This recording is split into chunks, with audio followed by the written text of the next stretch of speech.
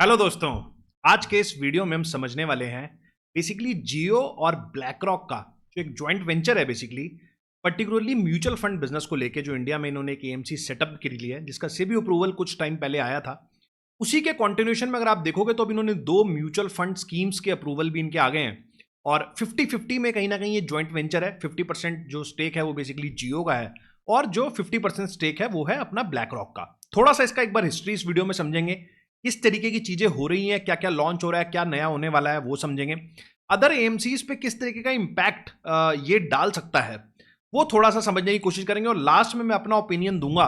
काफी सारी इंटरनेट पे आपने देखा होगा कि वीडियोस बनी है इसके ऊपर और सबके हर एक का अपना ओपिनियन है। कोई बोल रहा है 1 रुपए की सिप चालू हो जाएगी, कोई क्या बोल रहा है, कोई क्या बोल रहा है। थोड़ा सा आपको एक डीप अंडरस्टैंडिंग दूंगा कि ये डायरेक्शन किस डायरेक्शन में चीजें जा रही हैं।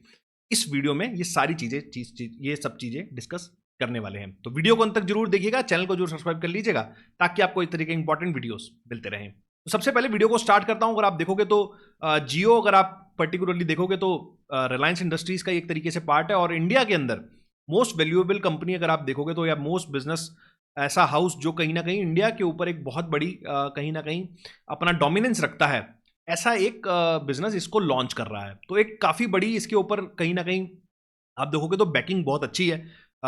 उसके अलावा अगर आप देखोगे तो ब्लैक रॉक को, तो ब्लैक रॉक भी कहीं ना कहीं यूएस के अंदर एक काफी बड़ा फंड मैनेजर है और कहीं ना कहीं जितनी इंडिया की इकोनॉमी है, कहीं ना कहीं अगर आप जीडीपी देखेंगे तो उससे ज्यादा ये कहीं ना कहीं ट्रिलियंस ऑफ डॉलर्स वहां पे फंड मैनेज करता है। तो दोनों का एक अच्छा ज्वाइंट वेंचर कहीं ना कहीं साबित हो सकता है जिस तरीके से चीजें पैन आउट हो रही हैं। लेकिन आपको यहां पर एक नई चीज ये बताना चाहता हूं कि ये जो ब्लैक रॉक इंडिया के अंदर आया है और उसने ज्वाइंट वेंचर किया है पर्टिकुलरली जियो के साथ, ये फर्स्ट टाइम नहीं है। इससे पहले भी जो ब्लैक रॉक था वो इंडिया एक बार पहले आ चुका है और इन्होंने टाई अप किया था उस समय डीएसपी म्यूचुअल फंड के साथ। तो आपने देखा होगा कि काफी सारी स्कीम्स थी DSP black rock mutual funds के, उसके अंदर कुछ mid cap small cap different different schemes थी।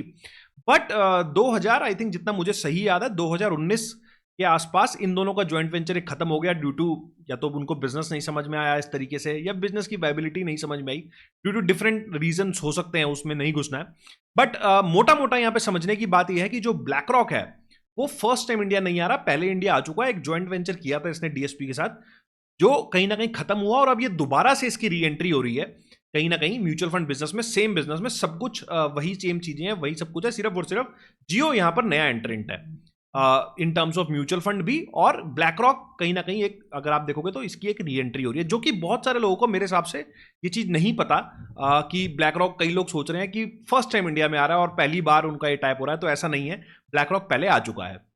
उसके अलावा थोड़ा आप इसको और समझेंगे तो बेसिकली ओवरऑल जो रिलायंस है, तो रिलायंस के भी डिफरेंट डिफरेंट कहीं ना कहीं वर्टिकल्स हैं। जैसे उसका एक टेलीकॉम का एक अच्छा बिजनेस है जो एक अच्छा पार्ट है। उसके अलावा ऑयल एंड गैस जो ऑलरेडी उसका एक बिजनेस, ऑलरेडी एक सेटअप बिजनेस है, ट्रेडिशनल बिजनेस है। इसके अलावा रिलायंस रिटेल के अंदर भी काफ़ी ज़्यादा पिछले अगर आप देखोगे 5-7 साल के अंदर काफ़ी ज़्यादा वहाँ पर भी इन्होंने मार्केट शेयर गेन कर लिया है। तो पिछले जब से अगर आप देखोगे तो आकाश अंबानी और जो बेटी है इनकी, वो सारे लोग जब से आए हैं तब से बिजनेस को एक नई दिशा इन्होंने दी है। वो भी फिर उसके अंदर टेलीकॉम हो या रिलायंस रिटेल हो या सारी चीजें हैं। अब क्या ऐसा ही कुछ हमारा म्यूचुअल फंड बिजनेस के अंदर होने वाला है? तो मेरे हिसाब से जो मुझे लगता है कि एक तो क्या है कि जो म्यूचुअल फंड का जो बेसिकली आप देखोगे कि एएमसी बिजनेस के अराउंड जो रेगुलेशंस हैं वो सेबी यहाँ पे रेगुलेट करता है और काफी टाइट रेगुलेशंस हैं। मतलब आपको यहाँ पर बहुत कुछ इनोवेशन करने का मतलब मौका नहीं मिलेगा, मतलब क्योंकि थोड़ी सी रेगुलेटेड इंडस्ट्री है। जैसे बैंकिंग होता है, एएमसी बिजनेस होता है, ये रेगुलेटेड बिजनेस होते हैं। ऐसा नहीं कर सकते कि आप यहाँ पर कि कभी प्राइसिंग से कभी बहुत ज़्यादा छेड़छाड़ कर लें या फिर आप कुछ ऐसा ले आए जो बिना अप्रूवल के आप सिर्फ आप ही कर रहे हैं। तो जनरली ऐसी चीज़ें नहीं होती। और अगर आप डीएसपी का भी के साथ जब ब्लैक रॉक का टाइप था तो ऑलरेडी जो ब्लैक रॉक है, आई गेस बहुत सारी चीज़ें उस समय भी टाइप के उस समय के टाइप के बाद जब वो चल रहा था बेसिकली, तो वहां पे उसने जरूर ट्राई करी होंगी। चाहे वो उसका, जैसे कई लोग बोलते हैं कि अलादीन और वो सब, उसके पास एक सॉफ्टवेयर है जो इंस्टीट्यूशनल लेवल कहीं ना कहीं काम करता है रिसर्च और बाकी सारी चीज़ों में। तो वो उस समय भी उसके पास थी, ऐसा नहीं है कि उसके पास अभी कुछ नया उसने इन्वेंट कर लिया है। तो उसको लेके काफ़ी लोग बुलिश हो रहे हैं। मैं ये नहीं कह रहा कि ये कोई बेकार टाइप है या फिर ये नहीं चलेगा, मैं सिर्फ आपको फैक्ट बता रहा हूँ और डिसीजन आपको लेना है कि आपको क्या सही लगा गलत लगा, आप मेरे को कमेंट सेक्शन के अंदर बता सकते हैं। बट मैं अपना पॉइंट ऑफ व्यू शेयर कर रहा हूं कि जो ब्लैक रॉक है वो अमेरिका में एक बहुत बड़ा हो सकता है, बट इंडिया में किस तरीके से काम होता है उसको शायद डीएसपी से बेटर जो पार्टनर है वो जियो है। इस बात को तो आप भी एग्री करेंगे और मैं भी एग्री करता हूं। जियो इंडिया को थोड़ा बेटर समझता है बिकॉज ऑलरेडी उसका एक बिजनेस सेगमेंट इंडिया में काफी बड़े सेगमेंट पे काम कर रहा है। तो क्या अब ये पार्टनरशिप चलने वाली है, क्या नहीं चलने वाली है, उससे पहले ये समझ लेते हैं जो दो म्यूचुअल फंड स्कीम्स इन्होंने लॉन्च कर ली है, और उसके अंदर एक मनी मार्केट फंड है और एक लिक्विड फंड है। तो इन दोनों स्कीम से इनका अप्रूवल आ गया और आई गेस वेबसाइट वगैरह भी सब कुछ डिजाइन हो गई है और सारी चीजें, इनकी यूट्यूब चैनल्स और सारी चीजें हो गई हैं। तो आने आने वाले आई थिंक 3 से 6 महीने के अंदर हमें काफी ज्यादा प्रोग्रेस देखने को मिलेगी। तो in terms of business model क्या जियो कुछ अलग कर देगा? मेरे हिसाब से ऐसा नहीं होगा। सिर्फ और सिर्फ अब होगा क्या, वो मैं अपना पॉइंट ऑफ व्यू शेयर कर रहा हूं। अगर आपको अच्छा लगे तो जरूर इस पर लाइक करें, शेयर करें और कमेंट जरूर करें अगर आप इससे एग्री करते हैं तो। इंडिया में एक बहुत बड़ा जो तबका है वो बेसिकली कहीं ना कहीं एक्टिव इन्वेस्टिंग की तरफ आज की डेट में इन्वेस्ट करता है। अब एक्टिव और पैसिव क्या होता है, थोड़ा सा वीडियो लंबा हो जाएगा, मैं शॉर्ट में आपको समझाऊंगा।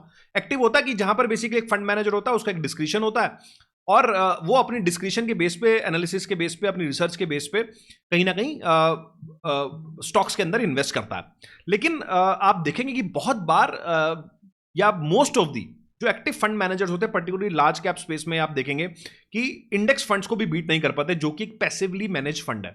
उसके अलावा जो दूसरा एक डायरेक्शन जो इंडिया के अंदर जिसका मार्केट पेनिट्रेशन बहुत कम है, वो है फैक्टर बेस्ड इन्वेस्टिंग। अब जैसे मोमेंटम आप देखेंगे काफी सारे फंड्स पिछले 3-4 साल के अंदर आए हैं जो बेसिकली किसी ना किसी फैक्टर्स के ऊपर काम करते हैं, कुछ पर्टिकुलर सर्टेन लॉजिक्स होते हैं, उनके बेस पे एक फंड बनाया जाता है और इररिस्पेक्टिव ऑफ कि किसी बंदे को क्या लग रहा है, उस फंड मैनेजर को क्या लग रहा है, वो कहीं ना कहीं उस चीज को हटा के एक सिर्फ और सिर्फ मैथमेटिकल लॉजिक पे काम करके फंड चलाया जाता है।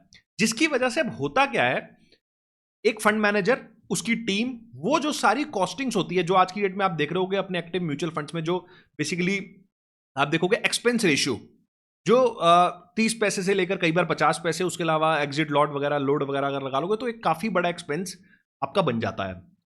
मोस्ट ऑफ दी अगर आप इंडिया में आई थिंक 44 एएमसीज हैं, तो 44 एएमसीज में मोस्ट ऑफ दी अगर आप एयूएम देखोगे तो एक्टिव म्यूचुअल फंड्स की तरफ कहीं ना कहीं कंट्रीब्यूट होता है।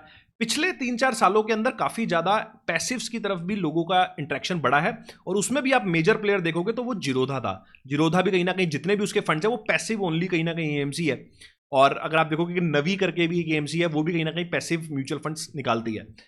एज ऑफ नाउ पैसिव का कहीं ना कहीं मार्केट शेयर अभी उतना नहीं है जितना डेवलप कंट्रीज के अंदर है।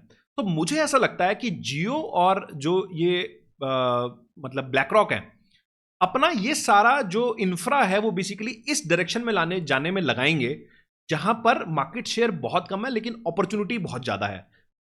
प्योरली कहीं ना कहीं पैसिव म्यूचुअल फंड्स की तरफ, जिसमें इंडेक्स फंड्स हो जाते हैं, आपके फैक्टर बेस्ड फंड्स हो जाते हैं, मोमेंटम फंड्स हो जाते हैं। मतलब ऐसा नहीं होगा कि सारे के सारे ऐसे ही आएंगे, बट मोस्ट ऑफ दी अगर आप देखोगे तो कहीं ना कहीं फैक्टर बेस्ड चीजें या फिर इस तरीके की जो पैसिव बेस्ड चीजें होती हैं वो आपको इनके फंड्स में आती हुई दिखनी चाहिए, ऐसा मेरा मानना है। क्योंकि इसकी वजह से क्या होगा, एक तो कॉस्टिंग्स काफी कम हो जाएंगी क्योंकि अब आपको फंड मैनेजर की बहुत ज्यादा सैलरी नहीं बियर करनी पड़ेगी। बहुत सारी एक रिसर्च आरएस या फिर डिफरेंट डिफरेंट जो एक म्यूचुअल फंड में ट्रेडिशनल टीम्स होती हैं वो सब नहीं करना पड़ेगा।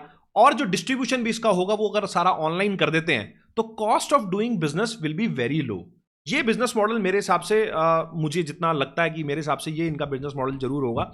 और जहां तक बात रही 1 रुपए की सिप की, तो आप देखोगे इंडिया में अभी 250 रुपए इज द मिनिमम सिप। और पीछे जब सेबी की जो चेयरमैन थी माधवी पुरीपुज, तो उन्होंने भी इसकी वकालत की थी कि बेसिकली जो सिप का अमाउंट है वो मिनिमम कम होना चाहिए। और आई थिंक डायरेक्शन, उस डायरेक्शन में बातें जाएंगी।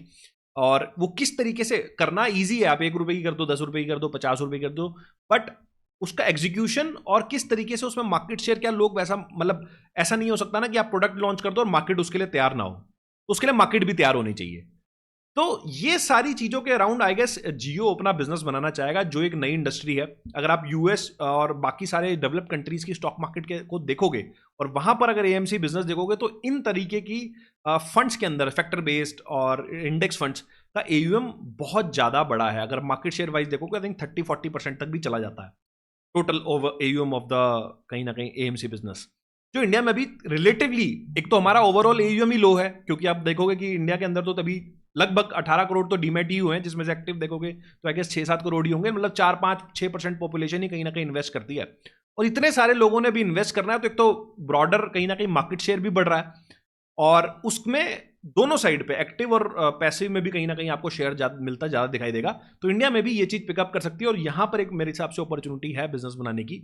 और ये जियो, जीरोधा, नवी, ये जो नई एमसीज आ रही हैं कहीं ना कहीं इसी अपॉर्चुनिटी के लिए कहीं ना कहीं काम कर रही हैं। तो आई गेस आपको थोड़ी वैल्यू मिली होगी, थोड़ा प्रोस्पेक्टिव समझ में आया होगा। आई गेस ये प्रोस्पेक्टिव शायद किसी ने नहीं शेयर किया है। अगर कुछ भी अच्छा लगा, कुछ भी वैल्यू मिली है तो कमेंट सेक्शन के अंदर जरूर बताइएगा। चैनल को जो सब्सक्राइब करके जाइएगा ताकि आपको इस तरीके के इन्फॉर्मेटिव वीडियोस मिलते रहें।